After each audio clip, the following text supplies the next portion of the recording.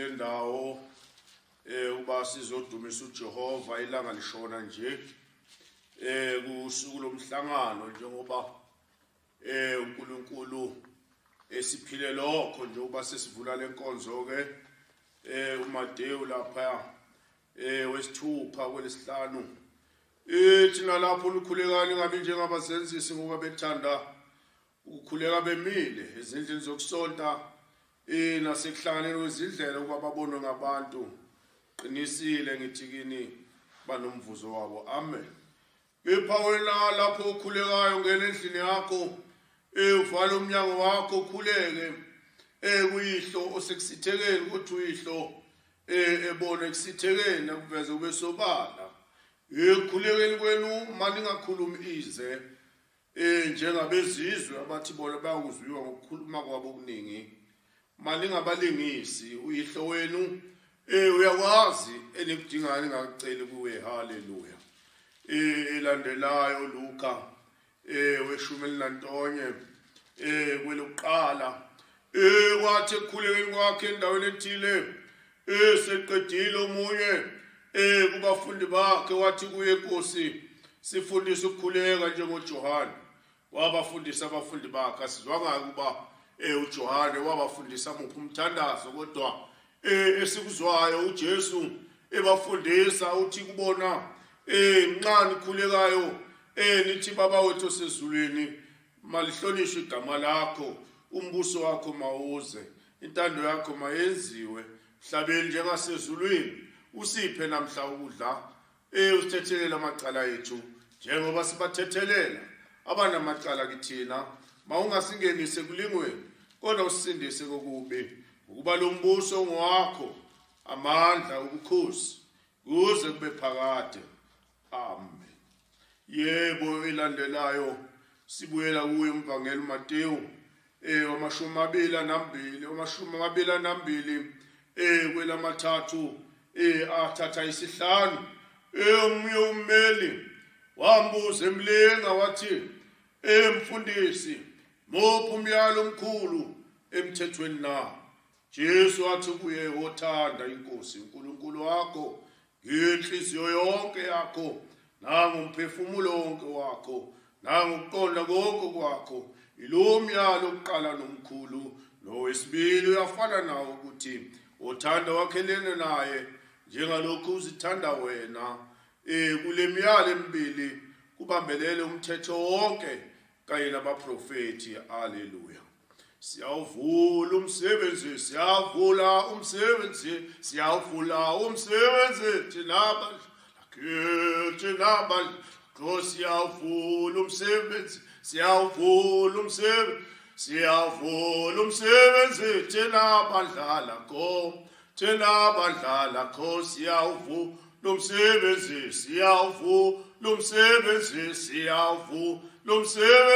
tinabadlala kho. Yebo sivula ngomthandazo phambi kwaNkulunkulu siyakhuleka ke Baba Jesu ingcwele uNkulunkulu nomandla nomahluli wena owadala izulu nomhlaba Nkosi yami nguqile Baba phambi kobuso bakho Jehova kushoneni kwelanga nje Nkosi yami ngalolu suku uba kudunyiswe igama lakho Nkosi kanye nabangcwele bonke phambi kobuso bakho Jehova uNkulunkulu Baba nguSiyesu lomhlaba iba nathi ke Nkosi yami ukuvula lenkonzo yomhlangano ukushona kwelanga phambi kobuso bakho Nkosi yami wena wasinikayo lokukhonza uNkulunkulu sasingakwazikho emhlabeni Jehova sabe simihamba emezweni singenathemba singenaNkulunkulu Baba kepha wasenzela umsa wena uNkulunkulu engcwele kuba sithumelele mthokozisi umoya engcwele Nkosi yami wehlele ekhanda lomholi umqalisa umfuno walofayindala Nkosi yami nencebo yakho Jehova sebephambi kobuso bakho Nkosi ibona basembulela Nkosi yami phambi kobuso bakho Jehova uNkulunkulu lomsa hlanganyela nathi ke Nkosi wena Baba wathi lani buthele khona Noma ngabe libabili noma libathathu wathi ukhona wena uyoba wesile Nkosi yami uNkulunkulu awulosi yakho baba ihlanganyele nathi uNkulunkulu lomsa wena baba umondli womphefumulo abantwana babantu emhlabeni Nkosi Jehova ehlisela kithi baba amazwi uphila Nkosi yami njengokuqinisa kwakho uNkulunkulu la ulingwayo entabeni Nkosi yami Jehova ingcwele Kristu olungileyo umubi Nkosi yami ethi wena phendula isikwa phendula itshe baba uba ulenze isikwa udle ngoba ulambile Nkosi yami wamphendula ngombhalo lotshiweyo uba kulotshiwe embhalweni uba umuntu angephile ngesikwa sisodwa kepha uyawuphila ngamazwi alungileyo kaJehova sizofutha kwababa ingcwele lomphefumulo uNkulunkulu beka amazwi lenkosi okuphila nokusindiswa kwethu Nkosi yami uNkulunkulu owathuma umholi baba enkosi apha sikhumbule baba lesikhathi nakulomzuzu baba ekunzimeni esibhekene nabo emhlabeni Nkosi sibona abantwana babantu uNkulunkulu engcwele uNkulunkulu ngapha nangapha Jehova kubikwa kuba bangaka bahambile abangaka sebehaqiwe baba ileli gciwane liphumile emhlabeni epha sinethemba baba singeke baba umemeza igama lakho singeke Jehova ukushumayela igama lakho Nkosi yami sondela ke baba ingilosi yakho iqale nathi baba lomsebenzi wonke egameni lakhe elingcwele uJesu umsindisi wethu Nkosi makuze kube phakade amen. Baba wethu osezulwini malihlolishe igama lakho umbuso wakho mawuze intando yakho mayenziwe hlabeni njengasezulwini usiphe namhla ukudla thethelela amacala ethu njengoba sibathethelela abanamacala kithina ungasingenise kulingweni kodwa usindise kokubi ukuba lo mbuso ongwakho amandla nobukhosi makuze kube phakade amen. Ukubonga ubukhosi amandla nodumo akube kubaba uNkulunkulu nakulona iwundla elingcwele umsindisi wethu uJesu Kristu manje kuze kube phakade amen.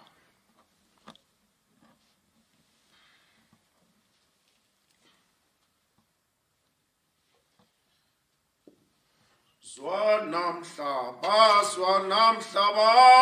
ukukhala kwezingilosi zwanamhlaba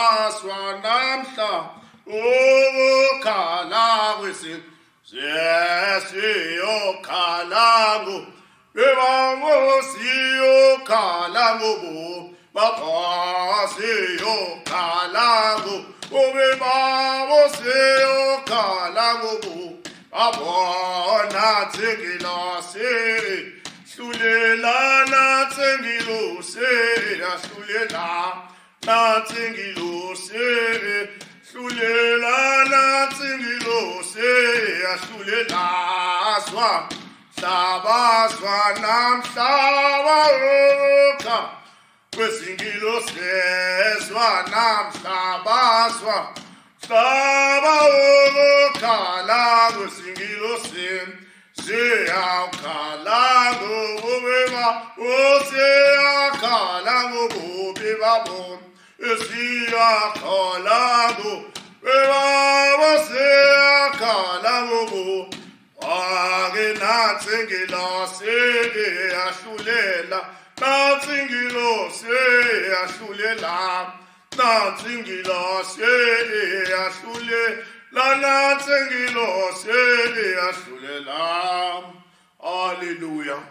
Yebo kulotshiwe encwadini kaLuka 24:36 njengokulotshiwe uba kanjalo abafundi benkosi babebuthene endlini yokudumisa beyivalile eminyango bekhuluma indaba zokufa ukuvuka inkosi umoya engcwele ibonakala iphakathi kwabo babingelela ngesibingelele avukela sethuleni sisho ukuthula nami ngibingelela umkhuba wenkonzo ngibingelela ingilosi enkulu yaqala ibandla uLord Ifayeli ngibingelela abagcotshiweyo ikhundla zonke ey'gabeni zonke ibandla lonke ey'ndaweni zonke ngithi ukuthula makube kulina. Haleluya.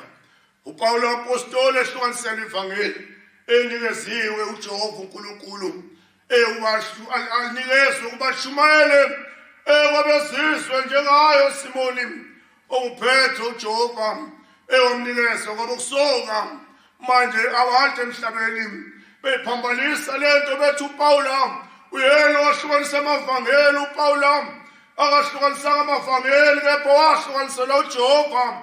Izwi likhuluma kuye limkhulula kwabezizwe. uSimon Petro ethi ngiyawulakha ibandla lami phezu kwaleli dwala amasango ayidesi akayulahlula. Haleluya.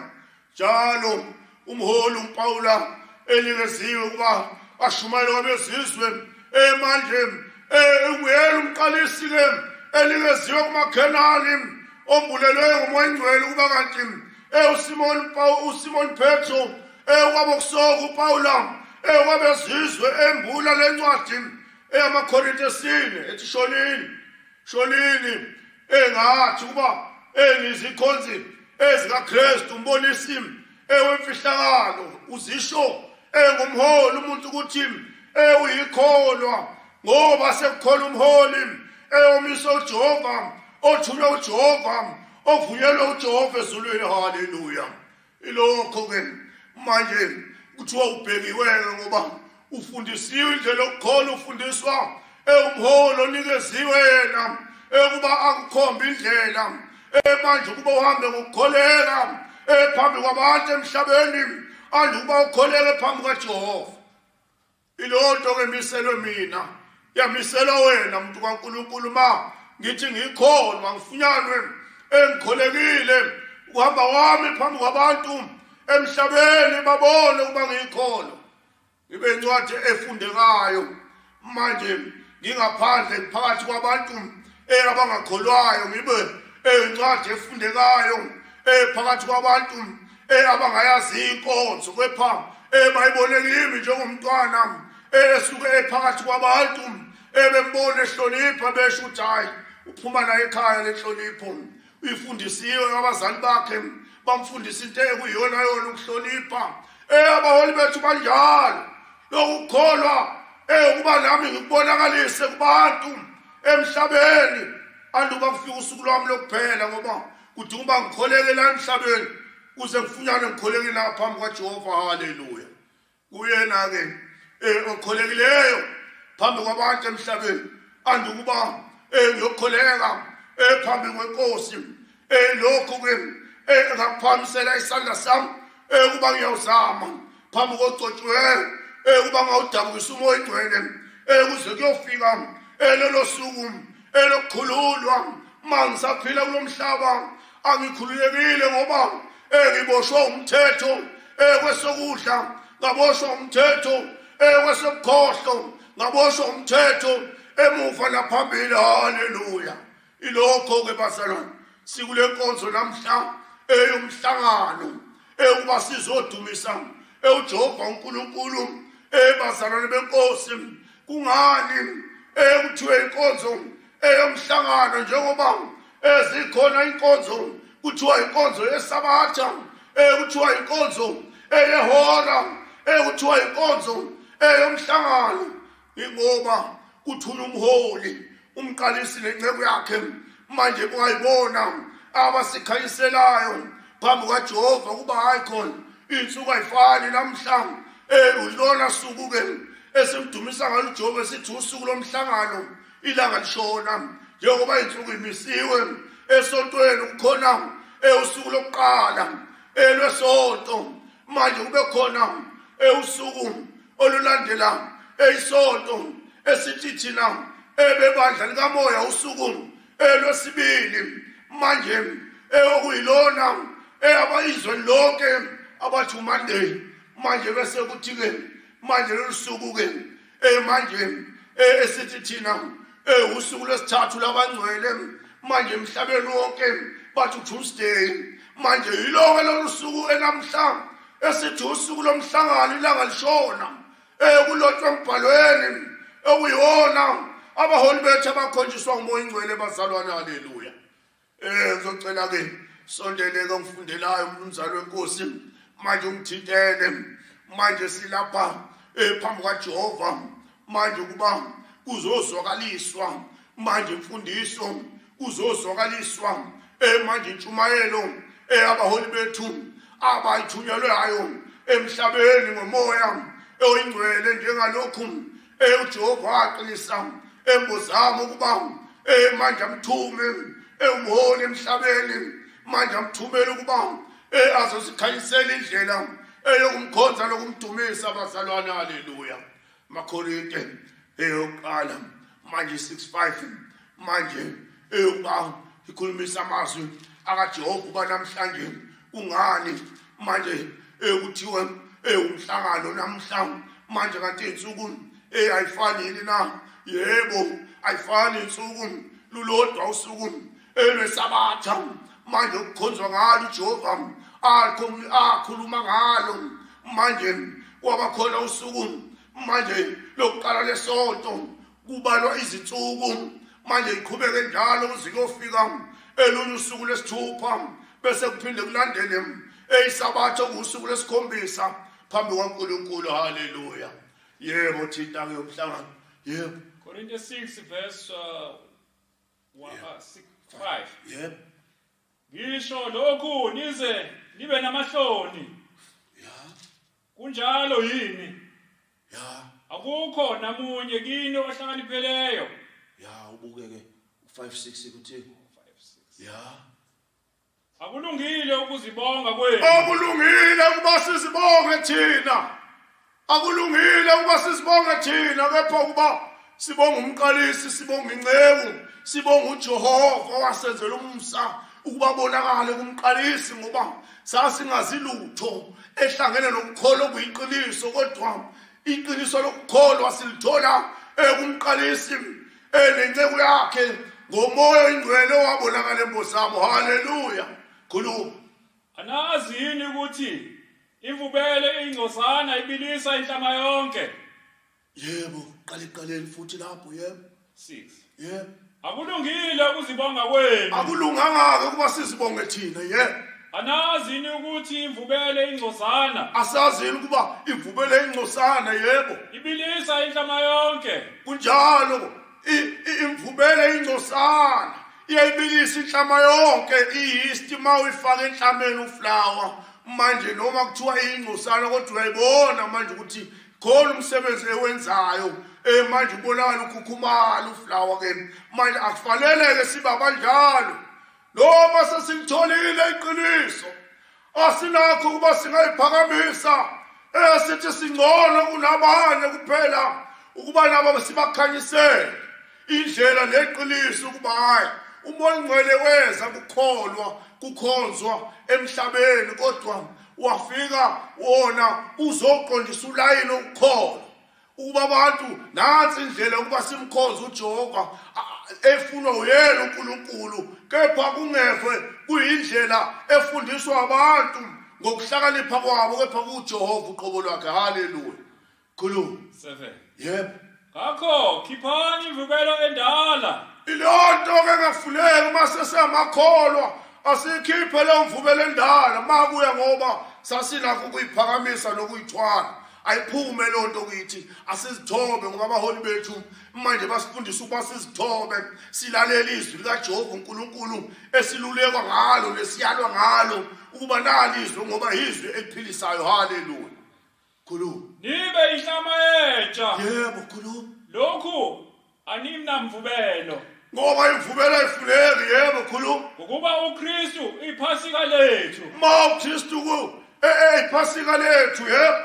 Samhlatshelwa njengoba le ngemthini wagwaza ohlangothini wahlatshelwa mina wahlatshelwa wena ukuba ke ngegazi lakhe manje sibe yibo manje eseyoyithoba abe inkosi kithina nomsindisi njengoba naye wayithoba kusuka ezulwini eyinkosi kepha wehlele emhlabeni waba njengomfokazana phakathi kwabantu wayithobisa kwaze kwaba sekufeni kwesiphambano manje ilapho uJehova ekhombisa amandla ngoba uyena yedwa manje uJehova enza isibonakaliso kuba indodana yakhe manje seyimemezile ithi Eloyi lama sabathane yena yedwa uKristu owadabuka iveli yethempeli kwazamazama umhlaba kwabamnyama ezweni lonke ngoba kwasekukhonjiswa kona ukuba lo muntu esekwenziwe lokhu kuye uNkulunkulu uqobo lwakhe ngoba uthi mina noBaba simunye phambi kwaNkulunkulu. Haleluya. Khuluma. Let's pause. Yebo. Njalo sigcina umhlangano. Naso-ke sigcina into kuyona. Njalo masigcine umhlangano. Sisenkonzweni yomhlangano ilanga lishona nje. Khona inkonzo yesabatha, zikhona ibhalo eziqondene nosuku lwesabatha. Manje namhlanje ke sisenkonzweni yomhlangano. Ithi inkulumo ke anjalo makugcinwe. Manje kuba kube umhlangano njengoba namhlanje kuusuku lomhlangano. Bonke boPaul kaMoya Ngcwele bayazi ukuba namhlanje usuku lomhlangano sidumisa nabo noma besemakhaya bayazi ukuba namhlanje usuku lomhlangano kuba simdumisa uJehova uNkulunkulu. Haleluya. Phela kuleyo ndawo. Yebo. Njalo sigcine umhlangano. Njalo masigcine umhlangano. Yebo. Singabi namfubelo endala. Asingabi namfubelo endala ngoba masigcine umhlangano kuba sizovuseleleka emphefumulweni yethu ngoba imvubelo endala sasihamba ngayo ngokungazi. Manje senza konke okunenekayo phambi kwamehlo kaJehova kodwa mase kwehla uMoya Ngcwele embozamo wasihlanza wasikhomba indlela efaneleyo kuba ke sambe ngaleyo ndlela singabi imvubelo endala ngoba kwakuyisikhathi sokungazi, isikhathi esidlulileyo sasimhambima singenalo ithemba singazi sikhonza imvelo. Manje sizwa kubaholi bethu beqinisa kanjalo manje bethi abantu emhlabeni banamathenjana abo emakholeni noma banamathemba abo esithe lapho ababe bathembele khona bakhohle uJehova. Babe bathembele emvelweni. Ithi inceku ayikho into ekhona emhlabeni engavezwanga noma ngabe imvelo. Uthi ithi inceku imvelo inomvezo wayo ngoba nayo ivezo idalwe uJehova. Njengoba ihlahla enotshani nalolonke uhlobo lwezinto ezikhona ezimilileyo lehlobo oluthile lwezinto ezikhona phansi kwamanzi noma ulwandle noma emfuleni noma kwiphi noma semhlabeni wonke, kodwa zonke zadalwa uJehova, ezinye zadatshulwa ngezwi. Manje uJehova eqala ukube emhlabeni ekubonanisa ukube khona izinto ezikhona emhlabeni umhlaba wawuyicenge ungenalutho. Uyena uJehova uthi akube khona utshani, wenza futhi kube khona nembewu yokuthi manje mayihlwanyelwe emhlabathini eyimile engekho umuntu owayengawulima umhlabathi kuba kanjalo ukutshala imbewu. Kepha wakhuluma manje noAdam manje emtshela ukuba ukubhala ukuthi kwakungakakho umuntu owayelima umhlabathi ngalesikhathi eqala uJehova edabula izinto zonke. Manje uJehova ke wanika ke manje kuba nemvelo yavezwa uyena. Sikwazi-ke ukuba sesikhanyisiwe ngoMoya Ngcwele ukuba singabuye sibuyele ey'ntweni esesidlule kuzo noma ngabe lezi zinto sasibona ukuba ziyasisiza, kodwa uma sekukhona uMoya Ngcwele sekujikelele ngoba uthi uJesu manje uyena uqala uyena ukuphela njengoba kusho njalo. Manje lapho esizwa khona manje ethi konke elikwenzayo noma ungezwe kwenzeni konke ngegama lenkosi uJesu limbonge uNkulunkulu uyise ngoba akukho kuye. Sifundiswe leyo nto, sifundiswa uMoya Ngcwele bazalwane. Haleluya. Khuluma. Njalo sigcina umhlangano. Njalo masigcina umhlangano. Yebo. Singabi nemvubelo endala ngoba ifuleke imvubelo endala bazalwane. Yebo. Namvubelo yokuzonda nekono. Noma ngabe nganginenzondo mase ngikholwa ayidluli inzondo manje asithandane ngoba uJesu qinise lokho uba masibe abathandanayo ngokuthandana kwabazalwane nangokukholwa abazalwane. Haleluya. Khuluma. Sibe nesinkwa esingenamvubelo sesiminya neqiniso. Asingabi nanzondo bazalwane kepha masibe neqiniso elisiminya ngoba umoya ingcwele wehlele lokho kuba uzosibumba sibe into eyodwa. Yabona abaholi bethu basifundisa into ngisho umbuso emhlabeni ungakawushayi lo mthetho. Manje abaholi ngenxa komoya ingcwele kusukela ngo-1916 mayiqala umholi esefundisa. Manje abazalwane aqalisa ngabo eqhatha ingqathu. Manje eqala ebafundisa manje ukuthi lo moya ingcwele mawusuwehlile uzosifundisa uba sithandane. Manje singahlukani kuba kube khona sithi lo umndeni othile noma umsuthu mina ngumZulu. Manje angidlelani nomuntu omsuthu.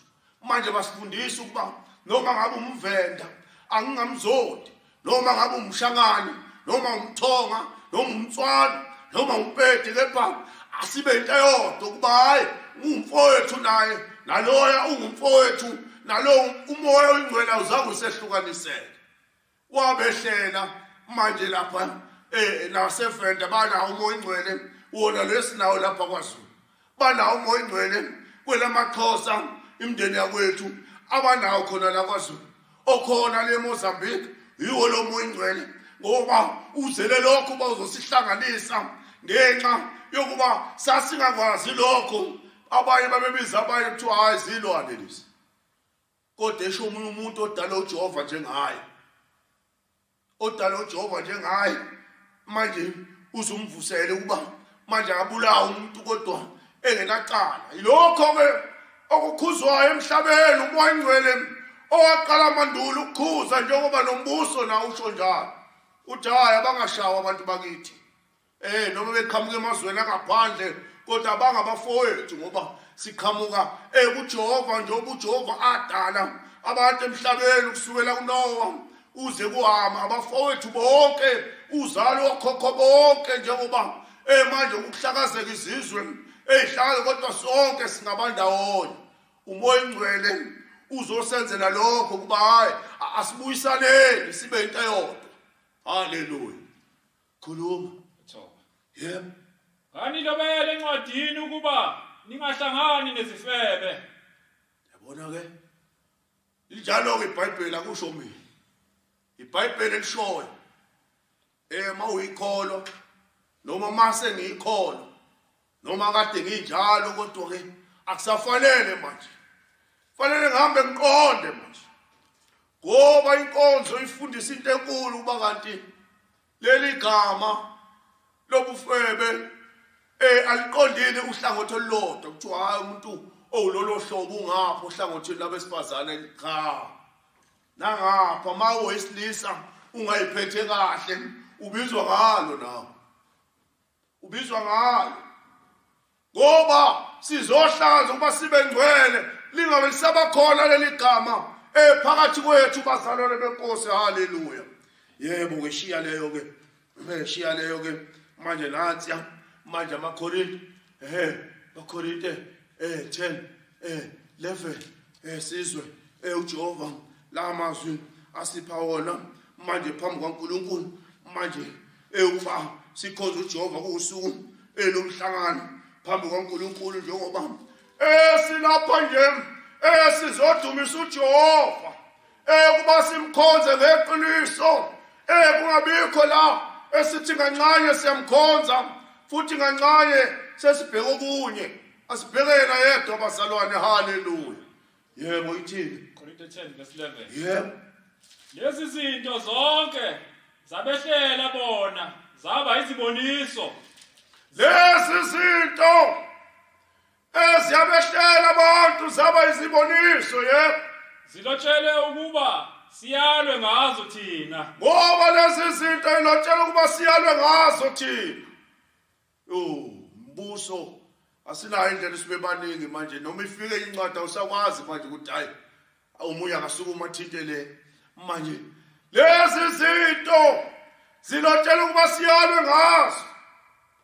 Siyalwe ngazo njengoba sesikhethela ukuphila okuphakade ongadingekile ukuba nathi sifunyanwe sikulezo zinto esesishinayezwe sayalwa ngazo.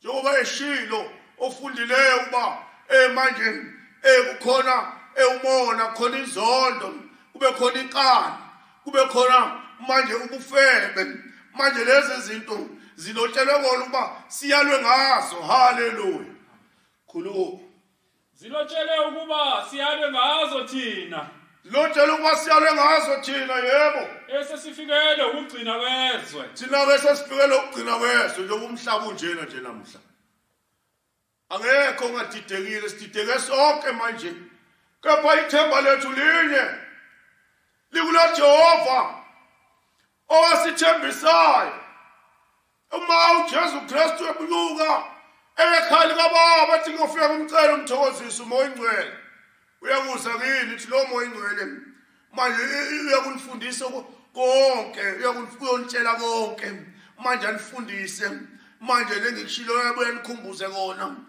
manje ithi inkulumo ke lo moya ingcwele kuzele lokho ukuba uzofundisa manje uthi ngobe nginikhumbuze nengishilo kini ngoba kuyenzeka umuntu akhohle manje umoya ingcwele ke sewubona ukuba abantu sebekhohliwe uJehova ubuye wehle uzokhumbuzisa kubantu jawu khumbulani bantu babo ukuba umhlaba kwaprofethwa ngaye emandulo ukuba ziyofika izimo ezinjena kepha kobe ngasikho kuphela kwezwe kobe ngakafiki ukugcina kwezwe ngoba uma umhlaba wenzeka izinto esizibona ngamehlo nesizizwayo manje ezenzekayo emhlabeni njengoba kwenzeka ontsunami benzeka kufa abantu abayizinkulungwane ngeinkulungwane kubonakala manje nakulesikhathi esikuso manje kubonakala abantu bebalelwe inkulungwaneni emamiliyonini manje ubona ukuthi ayikho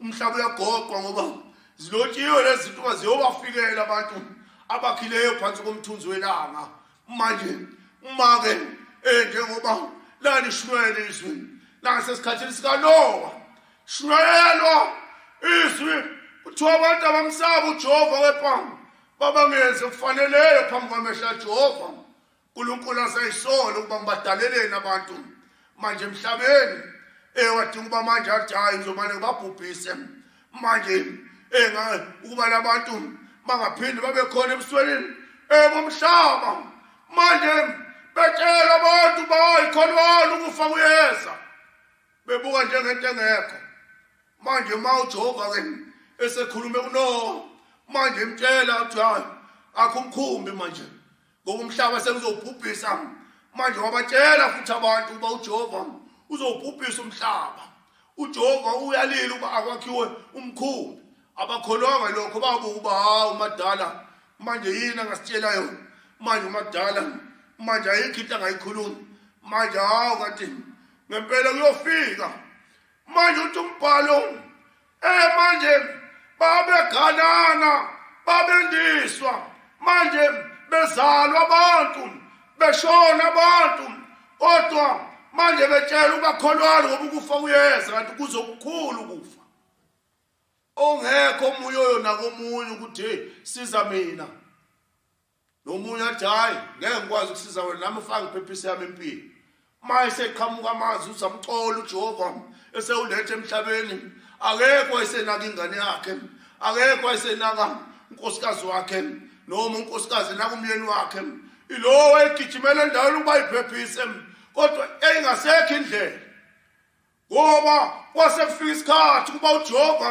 abonakalisa amandla akhe ngoba umhlaba usesandleni sakhe siphile entendeni kaJehova uNkulunkulu makuthiwa sikholweni ngempela asikholwe bazalwane sibambisise ekulokukholwa uNkulunkulu asifundisa kona ukuba simesaba uJehova silahle izono eza kulomhlaba ukuze sigcine ubungcwele ngoba nomoya wakhe ungcwele phambi kwaNkulunkulu haleluya khuluma shunambili ngakho osuka ethi umile lo osuka ethi umile akabhekisise fanele abhekisise nami ngibhekisise yebo angawi kuba ngingawi ngoba la umthetho ungiphasile ngapha la ngapha iphaswa umthetho bangiqalazela ngapha angibheke uba awukho yena umthetho ngophulayo bangiphendukela ngapha awukho yena umthetho ngophulayo ngoba simiselwe indlela eqondileyo efana nesitimela sihamba kulayini.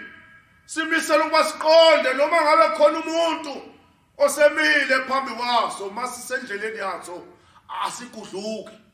Noma intoni ejamileyo kulayini, noma isilwane esikhulu ekuthiwa inkomo, noma imoto oqobulwayo, uma ijame kulayini isitimela siqonda kuyo.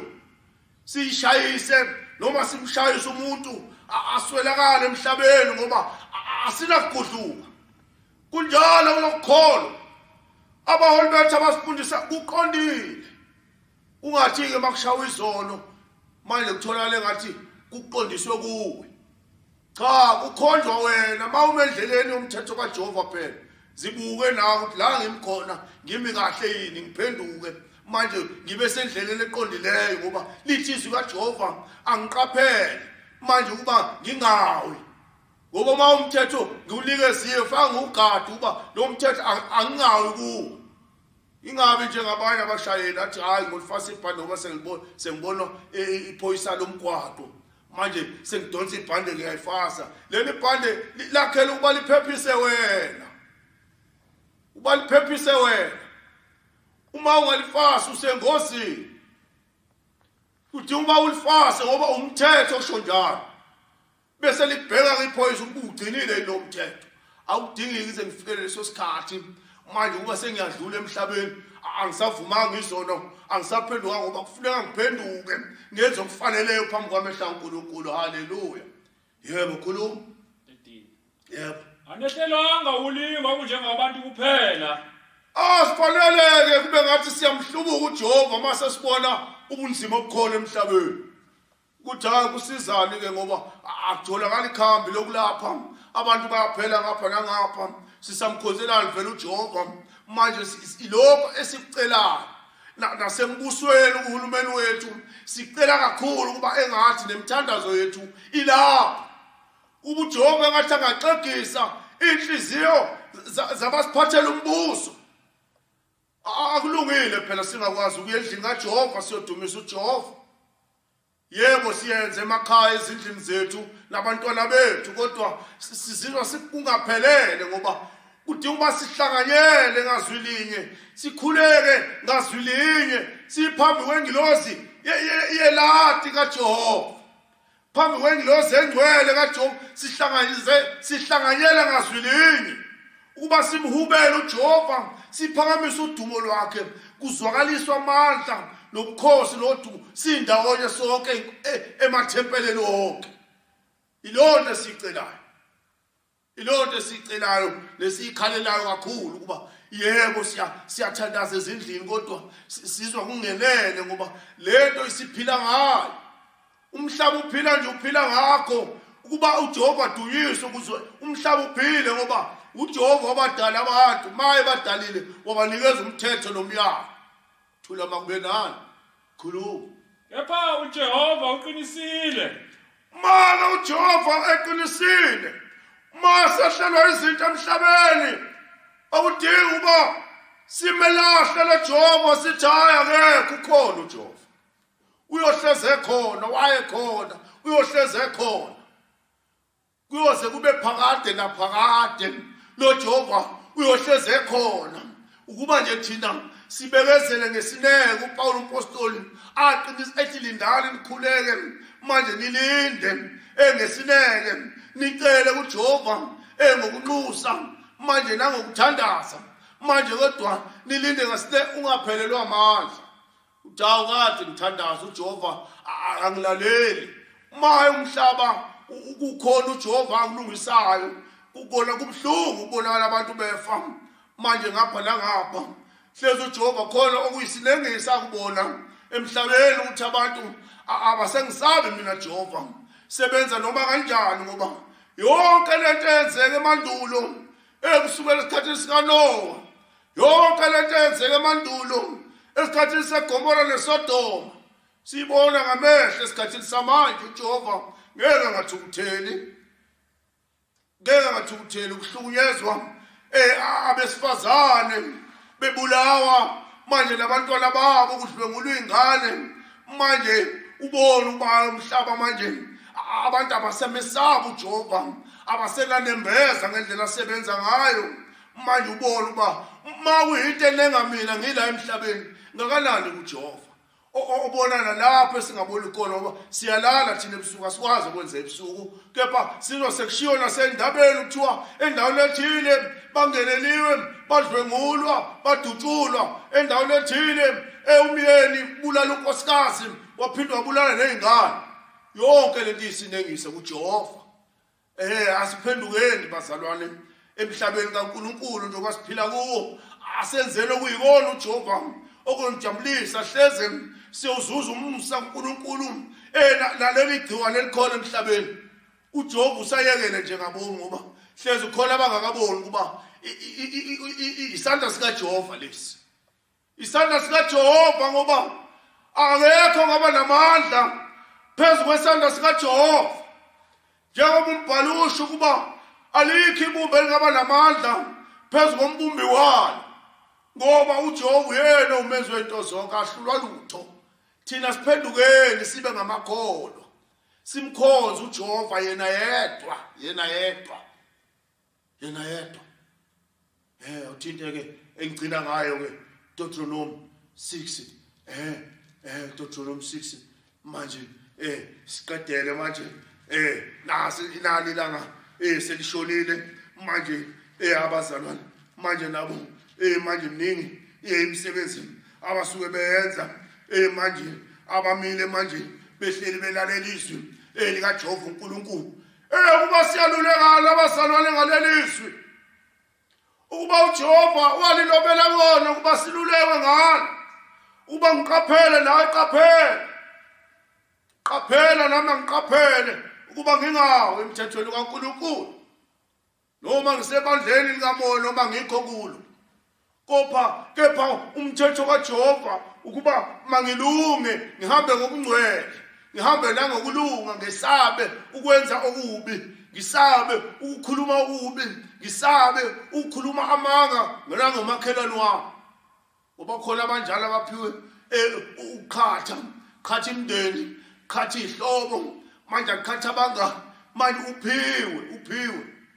uphiwe maye njalo akaphenduke nami manginjalo ngiphenduke noma ngabe ngumhlebi wabantu hlebe ngapha manje akudingi mangiyikholwa ngibe umuntu onjalo kuphela angizikhulekele ngikhalele kuJehova uNkulunkulu haleluya yebo masuyitholile ke thina Deuteronomy 6 kuloqala yebo ilezi zimemezelo nemithetho nemiyalo uJehova uNkulunkulu wenu aniyala ukuba niyifunde manje uJehova kunemiyalo neyimemezelo uJehova ke edalile abantu banikeza imiyalo abanike neyimemezelo uba manje abayigcine phambi kwamehlo akhe haleluya yebo nokuba niyenze ezweni eniya kulo uba siyenze ezweni esiya kulo yebo ukuba nilifuye yebo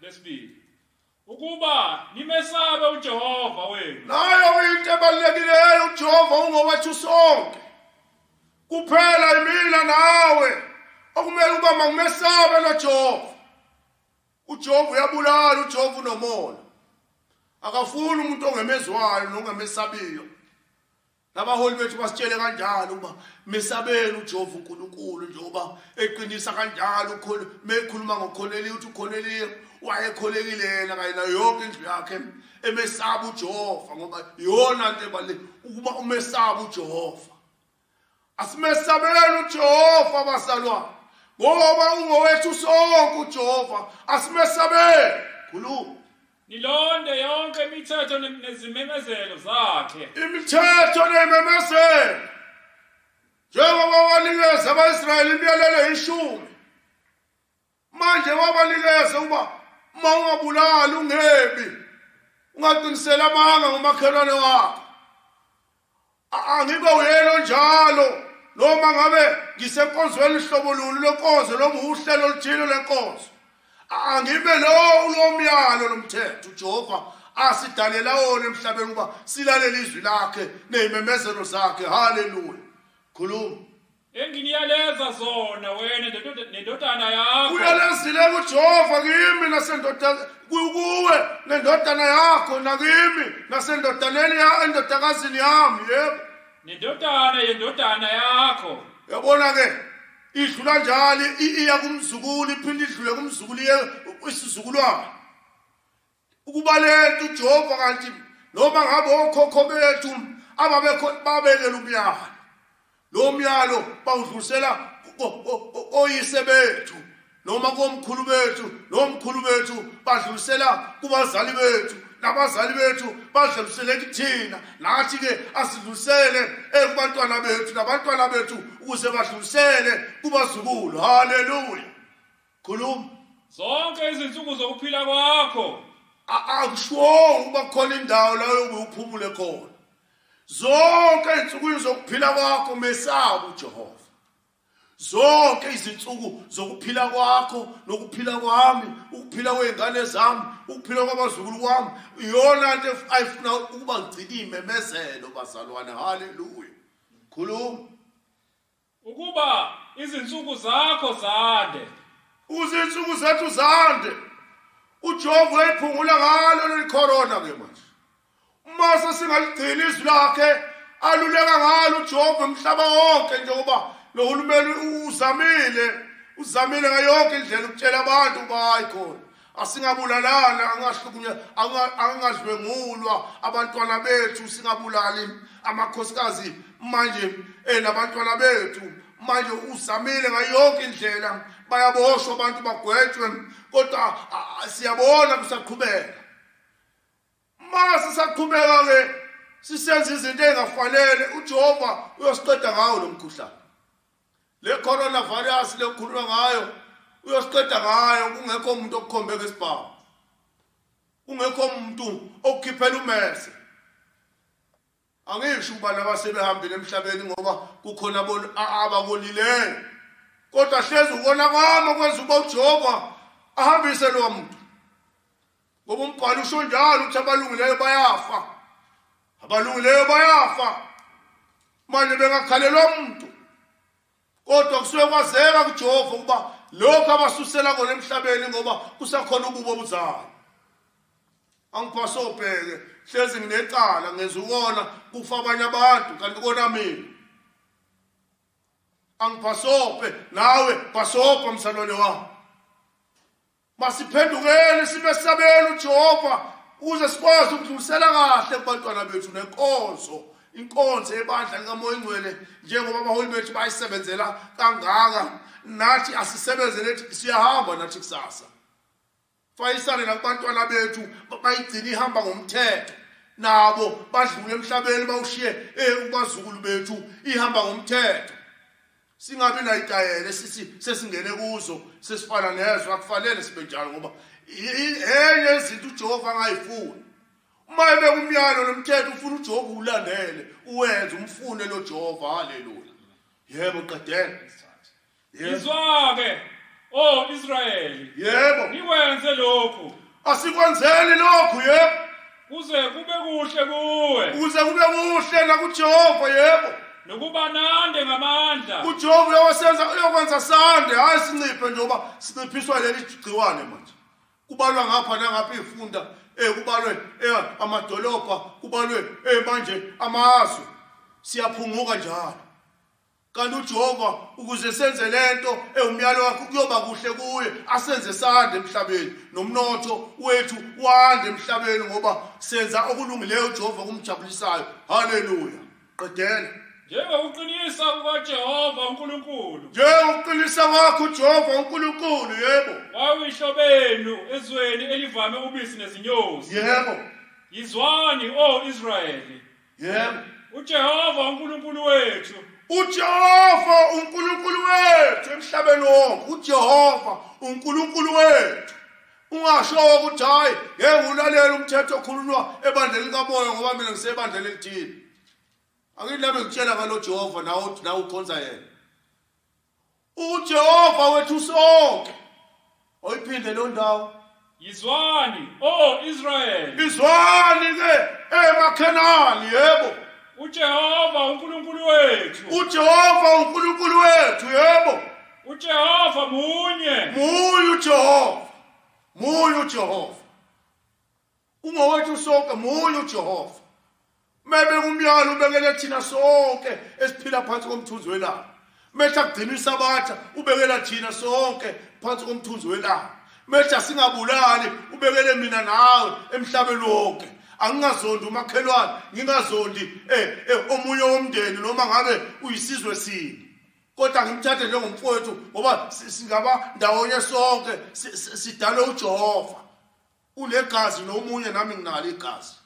Unamehlo, unomlomo uyakhuluma nami kuphela sihlukene ngeilimi esikhuluma ngazo ngoba omunye ukhuluma iSotho, ukhuluma iSpedi, isiVenda, isiZulu, isiTswana, isiXhosa, kodwa sonke munye uJehova ungowethu sonke. Haleluya. Qedela ke gcina lapho ke ileyo lilandela lapho, yebo. Yebo. Uyakumthanda uJehova uNkulunkulu wakho. Mthande uJehova uNkulunkulu wakho noma ngabe umshangane, noma ngabe umthonga, noma ngabe umvenda, noma ngabe umZulu, noma ngabe umXhosa, noma ngabe uhlobo lolo ngicabanga. Mthanda uJehova uNkulunkulu wethu sonke. Ngalo moya ingcwele. Haleluya. Yebo. Ngenhliziyo yonke yakho. Inhliziyo yonke yakho, yebo. Nangomphefumulo wonke wakho. Nangomphefumulo wakho wonke, yebo. Nangamandla wonke akho. Akukho ukudlula lokho. Kuthi sekukhona kuye engubuye ngithi hayi ithemba lami ngibeka kulo munye uJehova wethu sonke. Bazalwane benkosi, siyambonga uJehova ke, ngiyabonga mnumzana kaJehova ngifundele kahle. Siyabonga ke bazalwane. Manje sesibuyisela inkonzo kaJehova ngumthandazo. Manje simbonga uNkulunkulu ke ekushoneni kwelanga lelizwi asesiphe lona ngegama lenkosi. Siyathandaza ke buyisela inkonzo kuJehova uNkulunkulu. Baba Jehova simakade oyingcwele wena mkhululi wethu. UJehova eqaleni, uJehova nasekugcineni baba. uNkulunkulu oyingcwele akekho njengawe. Simakade olungileyo wena wedwa Nkosi yami. Wehla baba izulu lakhe lingcwele wezemhlabeni. Ba uzosifela baba izono zethu. Awungena cala wena Nkosi yami. Thandaza kuwe ke baba Nkosi yezulu. Kuba ube nathi Nkosi yami kulomhlaba nakulesikhathi. Akulomzuzu Nkosi yami umzimeni bonke sibhekene nabo Jehova. Ingilosi yakho baba ephilisayo. uNkulunkulu ayibe nathi baba emhlabeni.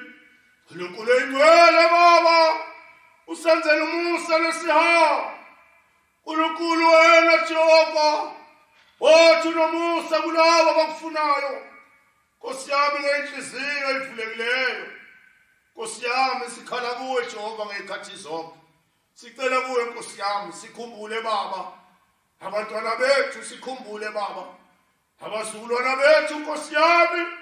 uNkulunkulu baba kulesikhathi, uNkulunkulu baba nakho kufa khona emhlabeni. Jehova ingilosi yakho ayilule isandla sayo Nkosi yami kuba siphephe sivikelwe Nkosi yami. Isheshe lidlule leli gciwane Nkosi yami noma kunzima Nkosi yami senzela umusa Jehova kuba Nkosi yami. Ibe khona ikhambi elitholakalayo Nkosi eliyosiza uNkulunkulu oyingcwele Jehova. Uyazi baba uNkulunkulu oyingcwele ukuba uNkulunkulu oyingcwele imvamisa noma ukwenza kwethu baba ukuba sihlangane endlini yakho basidumise igama lakho. Kepha sivalelekile Nkosi yami ngalesikhathi sibhekene naso emhlabeni. Uyazi wena uyabona nasingaboni khona Nkosi yami. uNkulunkulu oyingcwele Jehova noma sikudumise ezindlini zethu Jehova. Sicela umukele kona lokho Nkosi yami isikhathi nomzuzu esibhekene nawo baba. uNkulunkulu kepha izwi lakho lingeke lawela phansi kuba sililalele silenze uba sikudumise noma singekho ezindlini ezokudumisa igama lakho. Amathempeli Nkosi yami asele wodwa Nkosi yami Jehova.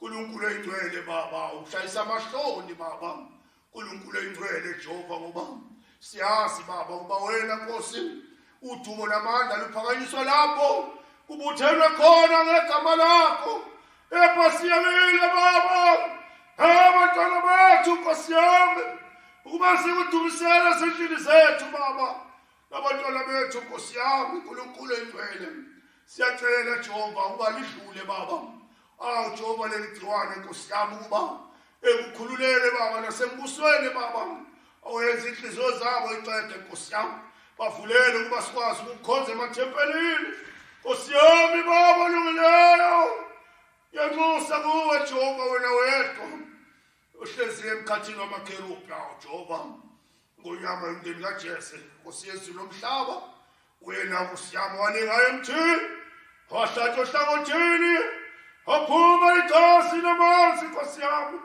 uNkulunkulu engcwele Jehova sikhumbule Nkosi yami siyawela uNkulunkulu wena wabonakala embuzo zabo siyawela Nkosi yami Jehova wena wasipha umoya engcwele thumela umqalisi wathuma lenceku yakhe okuyibona Nkosi yami abaholi abawamisayo emhlabeni Nkosi yami ukuba wasitshele indlela leqiniso Nkosi yami uba sihlale kuye lo Jehova singasuki kuye kunjalo baba ongcwele siyacela Nkosi yami sipha amandla usiphe isibindi usiphe ukubekezela usiphe ukuthobeka ngezikhathi zonke sambe ngokungcwele nokulunga nabantwana bethu kuba izwe liphile Nkosi yami imisebenzi ngapheli baba uNkulunkulu engcwele siyacela Jehova nomnotho wokulelizwe lethu uNkulunkulu engcwele ungashoni phansi Nkosi yami uNkulunkulu kwawuze Jehova izwe lisimame dime umnotho nawusimame Nkosi yami kwande nemisebenzi Jehova siyacela Nkosi yami ubeke nokuphila baba impilo kulabo Nkosi yami okuyibona abaphambili Nkosi yami ukuba baselaphe abalwayo Nkosi yami nalegciwane kwabakholwe yilo Nkosi yami beka isandla sakho Nkosi kodokotela nonesi Nkosi yami ingilozi yakho kube yona eyokubapha amasu Nkosi yami namacebo amahle Nkosi yami ukuba kusetshenzwe inqotshwe leligciwane egameni lakhe elingcwele ngoJesu umsindisi wethu kuze bephakade amen. Baba wethu osezulwini mahlonishwe igama lakho umbuso wakho mawuze intando yakho mayenziwe emhlabeni njengasezulwini usiphe namhla ukudla kwethu sithethelela amacala ethu njengoba sibathethelela abana amacala kithini ungasingelise kulingweni kodwa sisindise ububi ngoba lo mbuso ngwakho mandla nobukhosi makuze kube phakade amen. Ukubonga ubukhosi amandla nokudumo akube kubaba uNkulunkulu ohlezi ehlase ubukhosi nakulona yonke ingcwele sindisi wethu uJesu Kristu Nkosi yami siyacela ke Nkosi yokulunga Jehova sihawukele emhlabeni uNkulunkulu ingilozi yakho isimele njalo emaseketheni wonke baphile abantu bakho Nkosi yami baphephe imkhuhlane izifo izingozi Nkosi yami uNkulunkulu engcwele ingilozi yakho ihambele yonke imizi yabazalwa ngegama likaJesu phakade